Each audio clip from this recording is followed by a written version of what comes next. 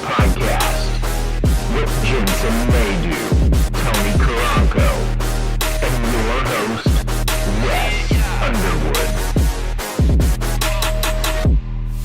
And welcome into the Sports Timeout Podcast, brought to you by Jefferson's 75-cent boneless wings on Wednesdays, or my favorite, free fried pickle Fridays, and also Robert's Integrative Dentistry in Joplin. If you're ready for a whiter, straighter smile, or a brighter, because they got that Invisalign going on, make sure you check them out, get some. They got some deals going on right now. I believe $50 off, maybe $500 off, somewhere in there. I mean, that's kind of a big price difference range, but I think it's like $500 off of teeth whitening. Do what? It's at least $20. Yeah, no joke. And but get over there anyway. Robert's Integrative Dentistry. Get your appointment today at 417-622-0404. Yeah. If you're just out there impressing that special someone, or you don't want to have bad breath, or you got a date coming up and you need that teeth cleaning, I don't know. Whatever floats your boat. A little extra help. Yeah. Yeah, no doubt. But again, Invisalign too. If it ain't your breath and you just want a good smile, get on over there. But Wes Underwood, Tony, Jensen's out this week, Clint's out this week, but how you doing? I'm good. How are you doing? Well, as always, I'm ready for the weekend, but this weekend I'm ready to go watch some sports. I mean, MSSU's up in the MIAA tournament. We'll get to that here in a little bit. And MSSU's also got baseball and softball going on this weekend, so they're pretty busy. Right. So Yeah. down week for high school sports though. So if you're gonna watch something, go watch some college basketball or baseball or softball, right, somewhere in there. Well, and if you're a little bit up north, I'm not sure if actually, I think they do in Springfield, but the youth state wrestling tournaments this weekend. Oh yeah, no doubt. Wrestling just wrapped up for like high school and stuff. So yeah, they're almost done with the youth season, and the youth program, the Web City youth program, sent a record number of qualifiers, which is 22. Dang. Which is pretty good. It was about over 2/3 of the team that went to districts qualified for state. So that's impressive. Yeah. Dang. But well, that's a good note. But before we get started, make sure you hit that like and subscribe and follow button on YouTube. And first up, we talk NCAA top 25 yet again. And the final rakes before the championship weekend. On the men's side, we go top 10, because the top 25 I'm still a little about. But I like the top 10 where it's at. Houston's up there this year at number 1. UConn's number 2. Purdue's at number 3. Tennessee is at number 4. Arizona 5. Iowa State's at 6. Okay. 2 in the Big 12 there, and it's not Kansas. That's different to hear. I mean, crazy. Then you got North Carolina at 7. Marquette at 8. Duke at 9. Okay. Creighton at 10. I like it. Like I said, it's different. I mean, we see 4 new teams this year, but currently still have championship weekend to go through this weekend, and a lot happening. Big 12 championship, SEC, all that stuff. But I mean, I like the mix up. You guys like the mix up, or? Yeah, I mean, I don't have a huge opinion. I think the top 25 during the season is kind of pointless in my opinion. Yeah. Unless they're going to have like a tournament where like it only involves like the top 30 teams. You know what I mean? Or top 25. But they do a whole 64-man bracket. So yep. I mean, I think it's kind of pointless. It just gives us something to talk about. But the thing is, it's hard to put a number on anybody because, March Madness is a perfect example of it. It doesn't matter. It could be a number 16 ranked team versus a number 1. We see it happen all the time. Upsets happen all the time during March Madness. Do you believe it? So I think it's hard to put a number on anybody Yeah, because anybody can beat anybody. it's true. I mean, now we go over to the women's side of the bracket, but I mean, it's kind of the same over there. But they have 5 new teams in the top 10 this year. They got South Carolina returning at number 1. They're undefeated during the regular season again for a second straight season. Holy moly. Then you got Stanford, number 2. Iowa's back at number 3. That's where they left off last year before the tournament started. Ohio State's at 4. USC is at 5. Texas is at 6. UCLA at 7. LSU, they are at 8. UConn at 9. NC State at 10. I mean, look, like I just said, South Carolina currently undefeated in the regular season, 2 years running now. I mean, that's pretty impressive. And again, 5 of the top 10 teams from last year are not in the top 10 this year. A couple of them aren't even in the top 25. So I'm liking this bracket. I mean, I feel like the women's bracket's fairly accurate. I Yeah, don't know what the difference is. You got a lot of politics on the guys' side, but I don't feel like there's a lot of politics on the girls' side or the women's side. But I mean, I don't think right now, I don't think anybody upset South Carolina this year. I mean, last year it was Iowa, and then LSU dominated Iowa in the championship. So I don't know. LSU upset yeah, Virginia Tech too. So yeah. I mean, like you said, it is a little bit more accurate in my opinion. It's more accurate just because um like the way like the there's levels to obviously to playing a game, yeah, right?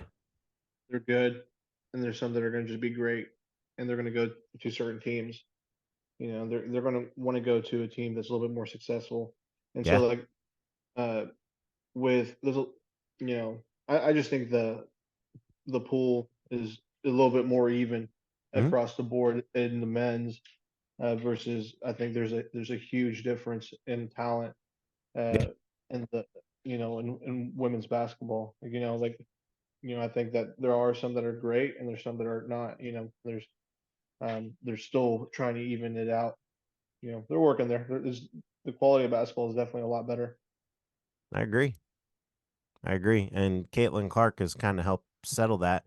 As much Sure. as we get a little irritated with how she's done, she really has done a lot for the game, and it's been awesome. I mean, you got kids in middle school, you got kids in elementary school that are talking about NCAA women's basketball, which is rarely unheard of when it comes around this time of the year. But they're like, "Oh, where's Caitlin going to be?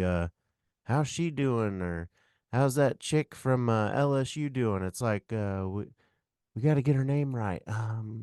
And then it sparks that interest, and people are interested. They're talking about it. They know what's going on. It's impressive. Yeah. Yeah.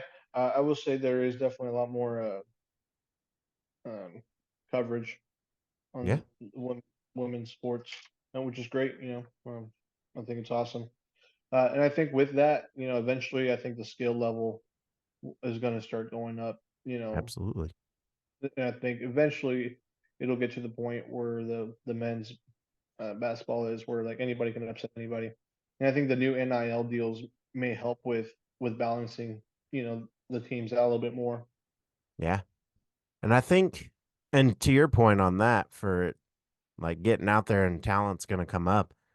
I don't remember what grade she's in, but there's a girl out there that is like, I think they call her Ace, and she's got a YouTube, TikTok, all that channel.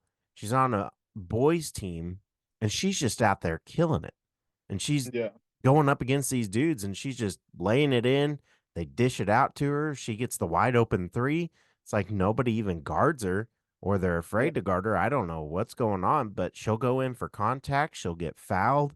She does everything she's supposed to do, and I just think that that's how the game is going to change. Like, yeah, it's awesome. Like, they're able to yeah, get out there and play with the guys, and I think at some point in basketball, it's going to be fairly even. I mean, we kind of saw that in the shootout for the 3-point shootout between Curry and the other WNBA player. And my apologies for not knowing her name off the top of my head, but I mean, that was pretty cool to watch too, and just watch them go back and forth, and then yeah, ultimately Steph Curry comes out with it. But Yeah, Stuff no, like I think that's it's fun. cool. Yeah, I like I don't mind that evolution part of the game. I think more competitive it is, the better for us. Yeah, Enjoy a little bit more. indeed.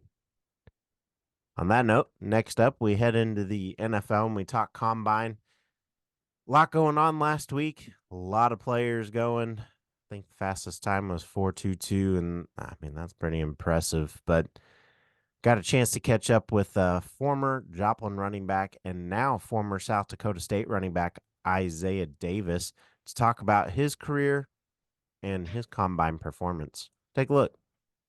And we bring in former Joplin running back and now former South Dakota State running back Isaiah Davis. Welcome back. How are you?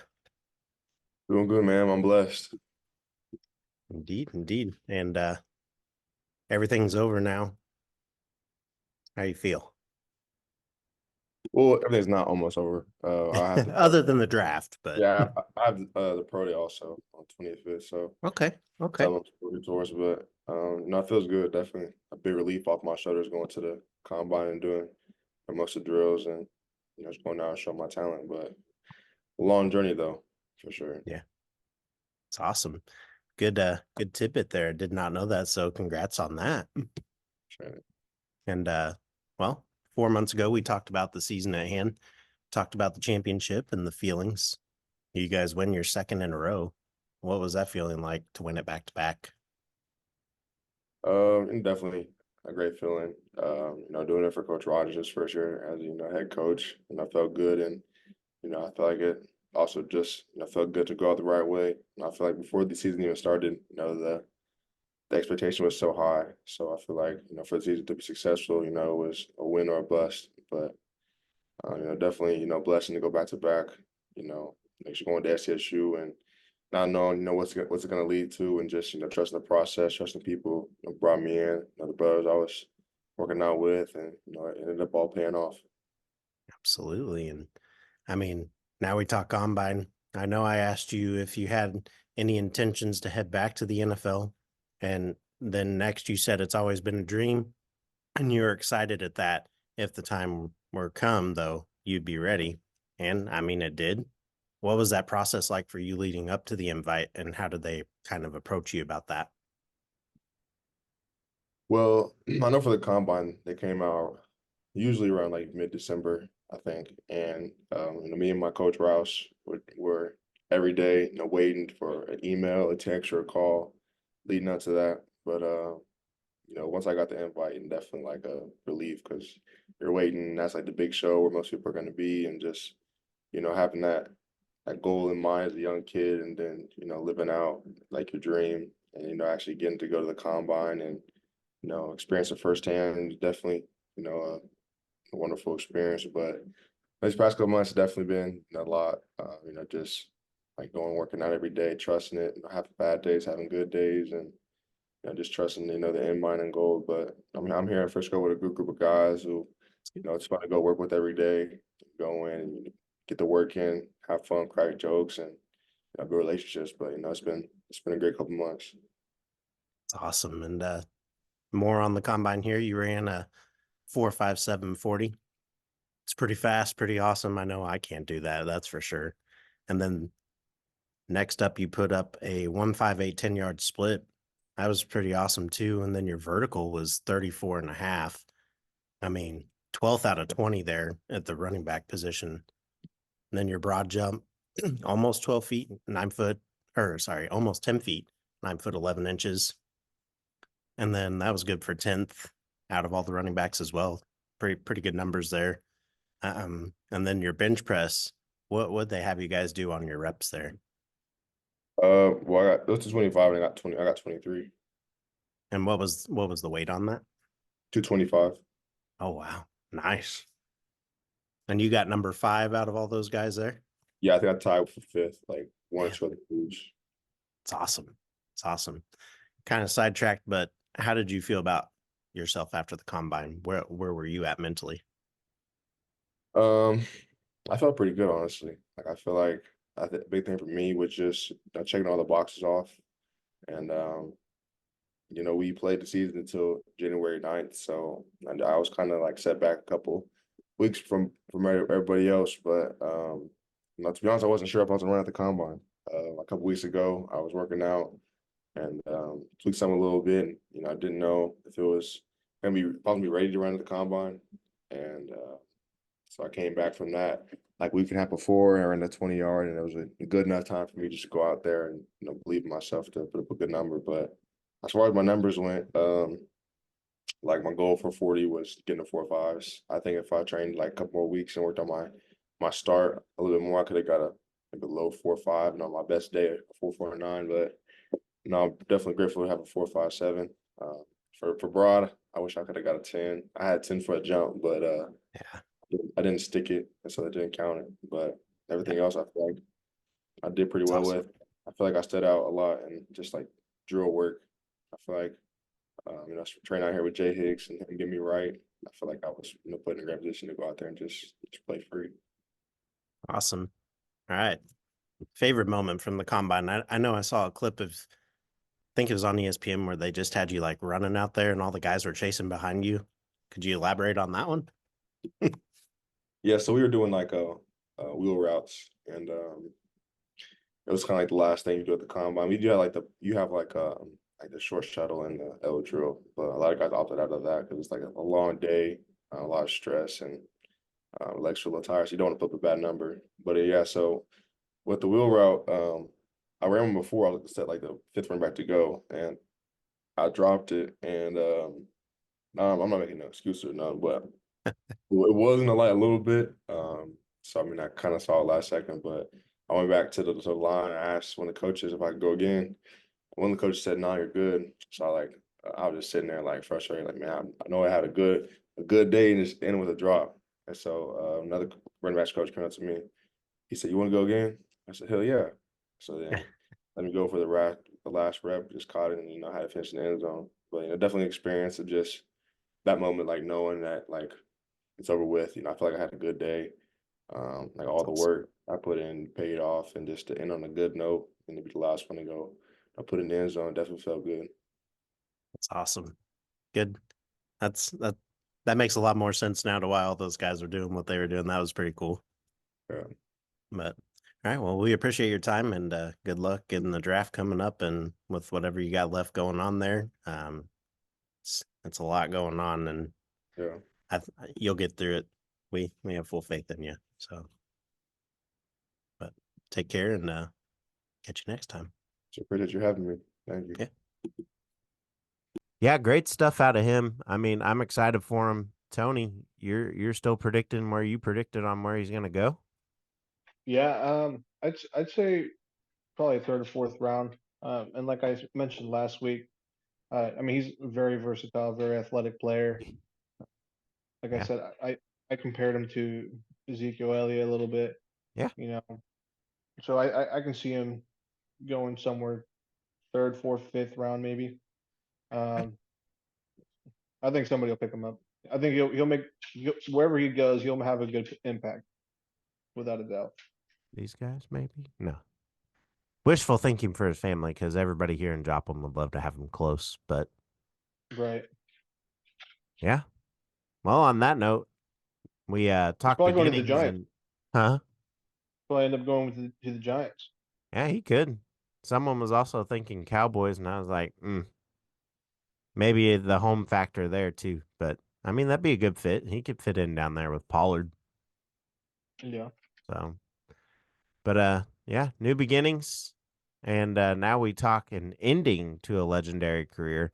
Mr. Jason Kelce called it quits this week after a lot of speculation and a couple of months of speculation at that. I mean, the best thing I saw though out of all this for him was friends started sending their shout outs, and people were challenging him to pickleball, and Shaq was just telling him how great life's going to be because now he gets to be bossed around by his wife 24/7, and instead of just on game day weeks or in the off season, and just guys poking fun at him. And I mean, really, after a great career, I just thought it was awesome to see that all those people reached out to him.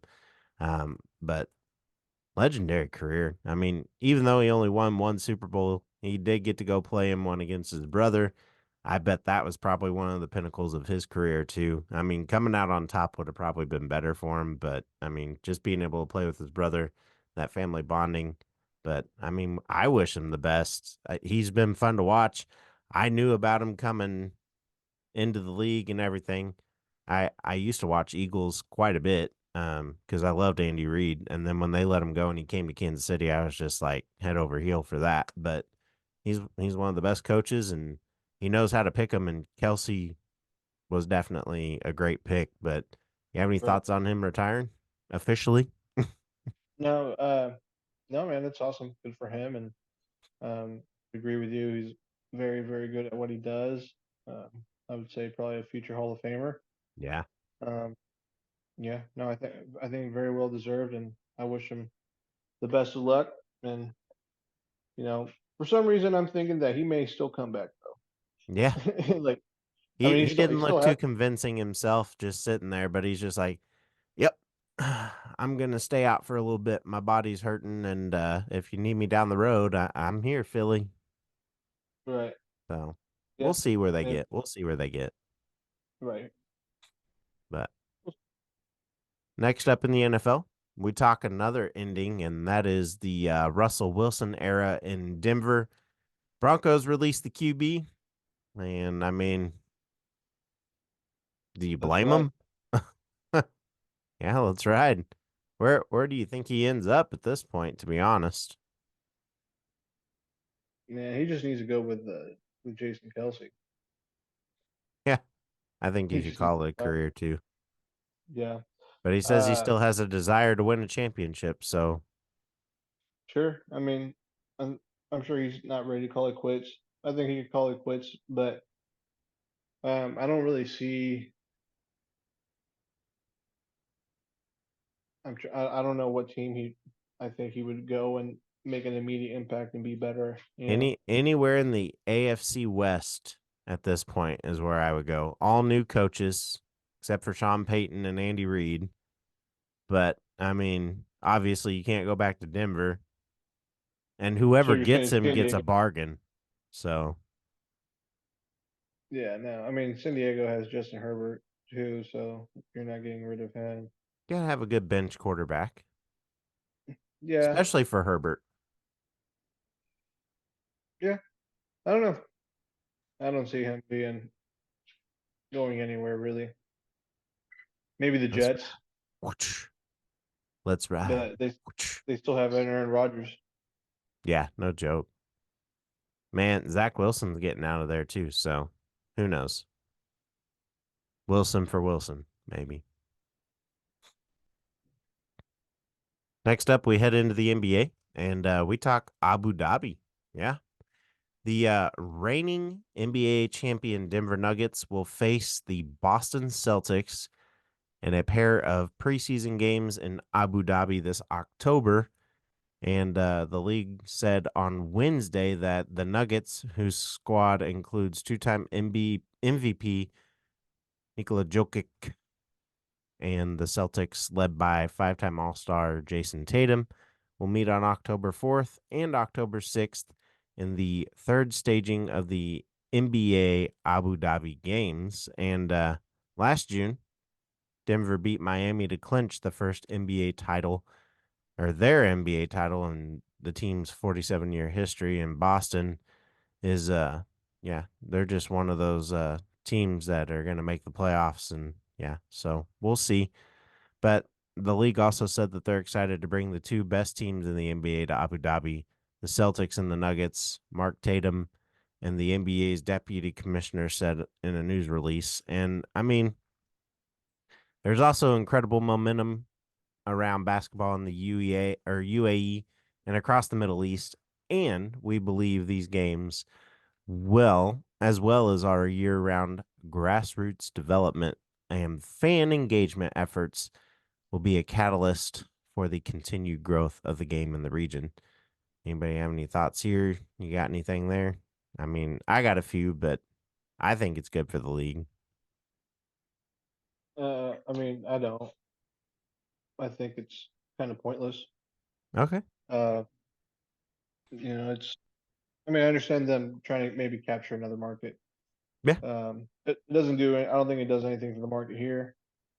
But maybe more for over there. So in that regards, I guess maybe not a waste of time or money, um, but yeah, good for Okay. them, I guess. Yeah. I think I agree. it'll put an interesting twist, and I don't know. I mean, if it does expand more basketball out there, that'd be cool. But I don't know if they'd be involved with the NBA any. It would just be like G League or D League type stuff. Exactly. Yeah.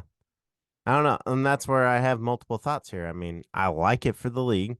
It's good exposure, but then again, it's also like can't really take it out of the United States. I mean, I guess you're in Toronto. That's out of the US. So You I don't can, but know. like I the don't think logistics teams of it, would want to fly that far. yeah, yeah. You have one team that literally has to travel like for for half their season Yeah, across the world. that'd be That's horrible. a lot of jet lag. Yeah, Man, we'll see you for 20 games and then you can come home for 20, okay? Yeah, right. that'd be horrible. I mean, the only way I can see them doing it is if they did like a couple of games a year there. You know what I mean? Or Taylor Swift hands over her jet. Right. Yeah. I mean, Hey guys, want to don't want fly? obviously we don't want those carbon emissions to come out, so probably not. Yeah. That's even funnier because you mentioned that, and Kelce on his podcast was saying, yeah, while we were over there, we flew around in helicopters. And then when they were doing press coverage of us, those helicopters just circled around us. And I'm like, man, she leaves a carbon footprint everywhere she is. Right. So Yeah. that's I mean, insane. that's part of the reason I don't like her. So yeah. Hey. All right. Next up, we talk a good one and boxing at that. And this one got my attention this week. But we got Mike Tyson and Jake Paul going at it. And yep, you heard that right. The 57-year-old Mike Tyson has agreed to fight against a 27-year-old in Jake Paul. It'll be live on Netflix on Saturday, July 20th. And the first official fight for Tyson since 2006. You intrigued by this? And if so, who will win? I mean, Tyson also said he would be putting it into Paul's career, by the way. So a lot of smack talk Yeah. already. Yeah. I mean, I watched him fight in that exhibition a couple of years back. Whenever he fought Roy Jones, Roy Jones Jr. Yeah. And he looked really good. So I mean, even if he fights like he did that night, I mean, he whoops him. I mean, Jake Paul. I mean, he could. I mean, Jake Paul could potentially hurt him. Like that. There always is that chance. Yeah. Because I mean, he is athletic and he kind of knows what he's doing. But I don't. But Jake Paul is not active enough with his hands for him to kind of put some pressure back. Like he would have to catch him like really early on if Jake Paul has a chance to win. Yeah. But I mean, I think Mike Tyson, just a couple years back, whenever he like did a halfway camp, I mean he looked pretty good. yeah. And the fact that falling off one of those hoverboards like that and just taking that fall and being able to get up from that at his age, like, yeah, he's still fit. Yeah, he's ready to Right. go. I mean, that's almost as big as taking a knockout punch to the head. I feel like that would take a lot of breath away just hitting the ground at that age and whoop, boom, boom. And it became viral too because everybody loved watching him fall and bust his butt. But Right. I mean, you get him in a ring, that's a different story. You don't have any electronics around him. You just got him and his feet, and the dude's trained, obviously, and it's like muscle memory when you get back in that ring and get those Right. reps in, get the fighting in. I mean, the dude's already jacked as it is for 67 years old. I mean, it's kind of like a story of Rocky Balboa there. I mean, except Balboa was way out of shape before he got back into shape. So I don't know. Right. I could see it going both ways also, but I really do think Tyson ends up winning that fight. Yeah. Is he 67? You said? Yeah, 67. Man, that's crazy. Maybe. I thought maybe he'd be like 57, if that. It said 67 last I checked. He's up there with my parents. He's about as old as my parents. And Google that. I think it is. I'm pretty certain. I'll Hold Google on. it. Doom, doodle, doom. 57. He is 50? 57, yeah. That makes a little bit Wow, more sense. my I'm about bad. saying, like, I'm like, My he's one bad. year away from retiring. I even I'm do. I like, even have it 57 right here in front of me too. So that's my bad. okay, Yeah, it's still well, 57. He's close to 60. So right. Yeah, no, that's I crazy. think it's I will say I think it's good for the sport. Jake Paul, people hate on him, because he's obnoxious and especially earlier in his like career as an influencer, he was not a good influence. He wasn't Yeah, a positive influence, that's for sure. I will say that for the sport of boxing, I think he is good because he yeah, brings in a whole different crowd of fans into boxing. Um, yep, and it's I don't think it's great boxing, but I mean he's training, he's taking it serious, yeah, so you can respect it. absolutely. And I mean, just the fact that I do feel like he should stay in boxing.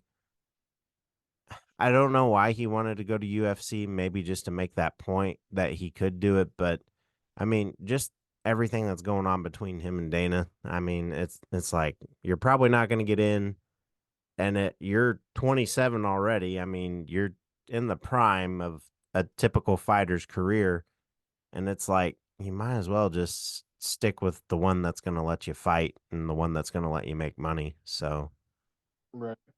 Um, Also in the fighting world, I don't know if you've heard or seen anything, but the thing with Ryan Garcia, yeah, it's, that'd be good. yeah, have you heard about it or? I've heard a little bit about it. I don't know the whole story, but I've heard that there's something getting ready to happen. Well, so he has a fight coming up, Mhm. April 20th. Um, Okay, so April. right. He has a fight coming up. So in 5 weeks he's fighting, but he's basically going out so that right now there's a lot of people exposing a lot of the Hollywood stuff going on, and he is one of those people that is exposing him and calling them out, Yeah. um, and talking about Epstein level type stuff. Um, Okay, yeah, I have heard so this. Yeah. so it's kind of messed up, and it's I believe him, just based off the way the government's been handling stuff. It's been Yeah. years since this whole Epstein thing happened, and we still don't have the client list, even though the names are there, True. and the flight logs, those are out. But so it's interesting for sure. Huh. Yeah. And I'm glad that Ryan Garcia is doing it, and I wish him, you know, I'll be praying for him because I know that they're going to definitely be coming after him, especially if it's true. Yeah. Absolutely. And on that note, we'll go ahead and head to sporting as we talk Kansas City soccer. And, well, yeah, after an interesting game last week versus Philly, they find themselves fighting to get back up to the top of the table. I mean, they're in the middle. Very crucial call last week, though, which led to Philadelphia's goal that took quite a bit of positive momentum away from Kansas City. I mean, look, after that call was made, we have VAR now. It came in last year. I feel like they should go a little bit above and beyond on that. And I do believe that they should allow coaches to be able to get one challenge in the match. I mean, just get it in there one time. And if they win, they get another one. But again, going back, we get to see the replay as fans.